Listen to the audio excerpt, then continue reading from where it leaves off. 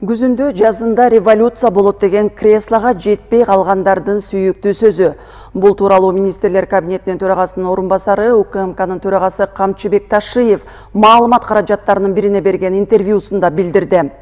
Журналист Камчыбек Ташиевден айрым саясатчылар оппозиция элден бата алды деген таризде соц тармактарда бөлүшүп, лидер кылып Канат Исаевди шайлагандыгы тууралуу пикирин сурады.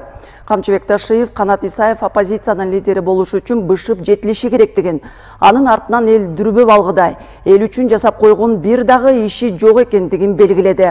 Тескерисинче Токмоктогу Чыңгыз Айтматов атындагы китепкананы жерлерди мэр болуп турганда өз кызыкчылыгына сатып жиберген. Кылган кылмышынан бери 10 жыл өтүп кеткендигине байланыштуу жоопко тартылбай калган.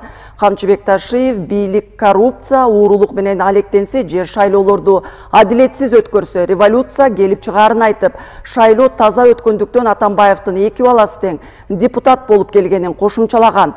Коррупция менен аяосуз күрөш жүрүүдө. Айлык акы, пенсия, жөлөк пулдар жогорулап жатат.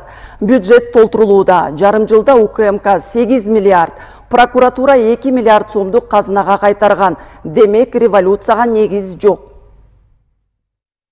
Күздө төңкөрүш, жазда төңкөрүш деген бул кыргызстандыктардын арасында 2002 жылдагы Аксы окуясынан бери дайыма айтылып келген дежур сөз. Кресло жетпей калгандардын сүйүктүү сөзү. Ооба, чындыгында 2005 жылдан бери 3 жолу революция болду. Экөөсү жазда, бирөөсү 2020 жылы күздө. Революция эмнеден келип чыгат? Бийлик коррупция, уурлук менен алектенсе же шайлоолорду адилетсиздик менен өткөрсө революция келип чыгат. Шайлоолор таза өткөндүктөн Атамбаевдин 2 баласы тең депутат болуп отурат. Муну да эсиңерге алып койгула. Бир эле команда берсек, экөө тең өтпөйт эле. Биз тескерисинче шайлоолорду мурда болуп көрбөгөндөй таза, адилеттүү өткөрүп жатсак, уурлар менен коррупционерлерди камап, кустуруп жатсак, пенсия, жөлөк пулдарды, эмгек акыларды көбөйтүп атсак, бюджетти толтуруп жатсак, мына биз УКМК эле 1,5 жылдын ичинде 8 миллиард сомдон ашык каражатты уурлардан казынага кайтардык. Прокуратура 2 миллиард сомдон ашык кайтарды. Салык менен бажыдагы коррупцияны токтотуп, чөнтөккө кетип жаткан акчаларды казынага буруп койдук.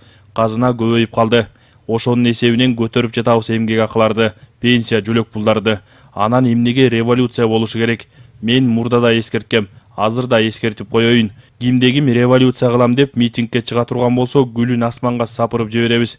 Биздин милдет артынан 5 киши ээрчибеген сасык саясатчылардын эмес, мамлекеттин, анын ичиндеги көпчүлүк элдин кызыкчылыгын сактап калыш.